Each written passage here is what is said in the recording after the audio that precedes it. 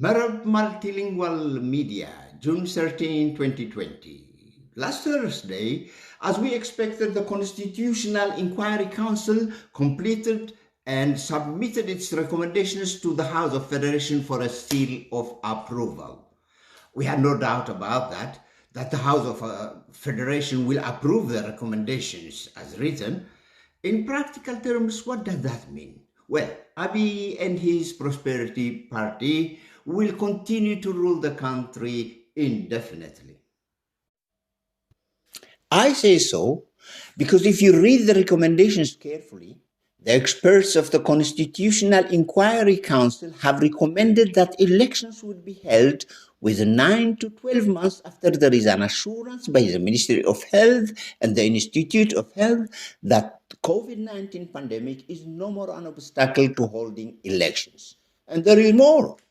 Even if the latter gives the go ahead, elections would not be held unless the House of Representatives endorses the idea. Considering that nobody knows when the pandemic will be gone, it's safe to conclude that we don't know when there will be elections in Ethiopia.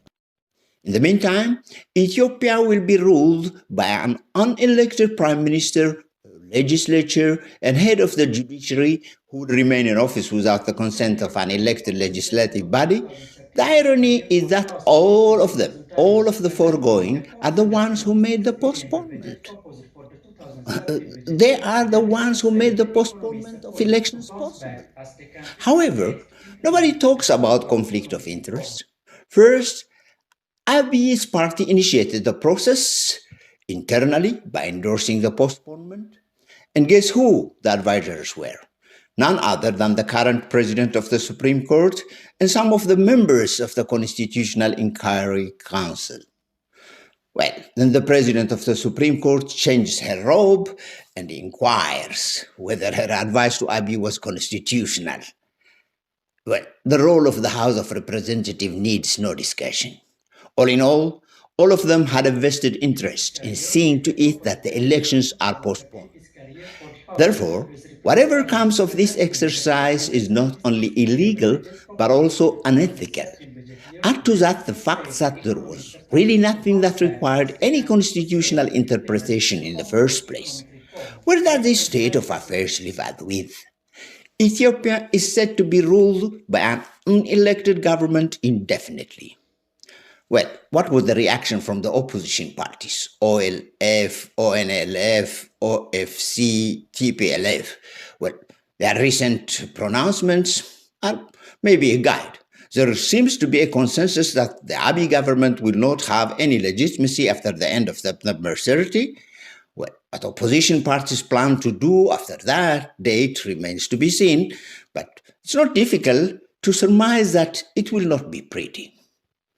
Abiy's decision to postpone the elections is a clear power grab and the beginning of a dictatorship. However, we should not forget that many actors are implicated in this audacious and blatant power grab. Let us call a spade a spade.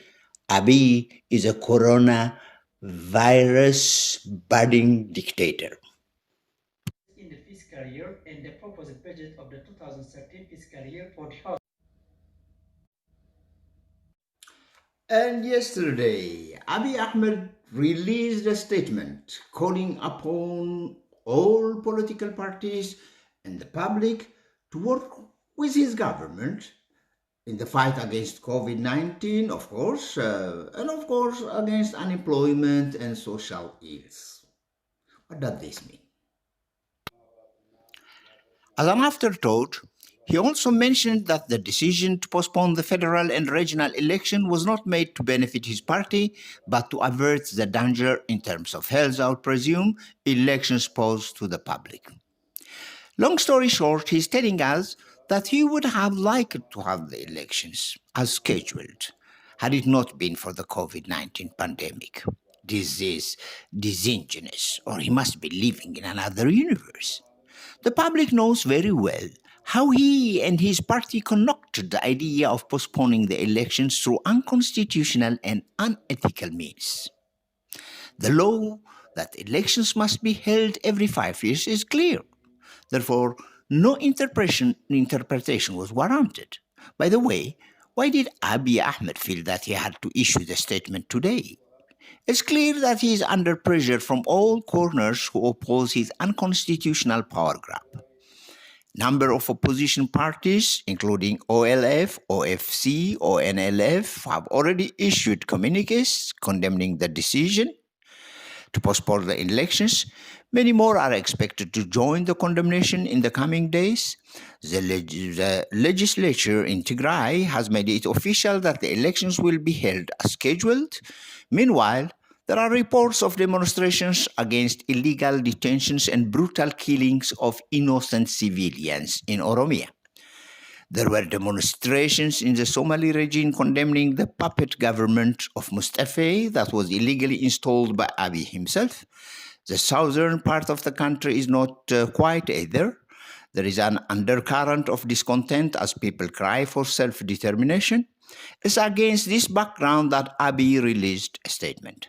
As such, resistance to Abiy is gaining momentum domestically. The power in the West, for whom Abiy was darling, also seemed to have second thoughts about him after he made it clear that he intends to cling to power indefinitely. Some influential newspapers had an article, such as the conservative Washington Examiner had an article on the despotic ambitions of Abiy Ahmed. It appears that Abiy has nowhere to run. Before I go, the one line in Abiy's statement that struck me most is that he is committed to working with all opposition parties going forward. How could he say so with a straight face when he knows that the opposition political parties know that he never genuinely sought their input in the illegal decision to postpone the elections? Abiy is a scheming, power-hungry personality, and he should go.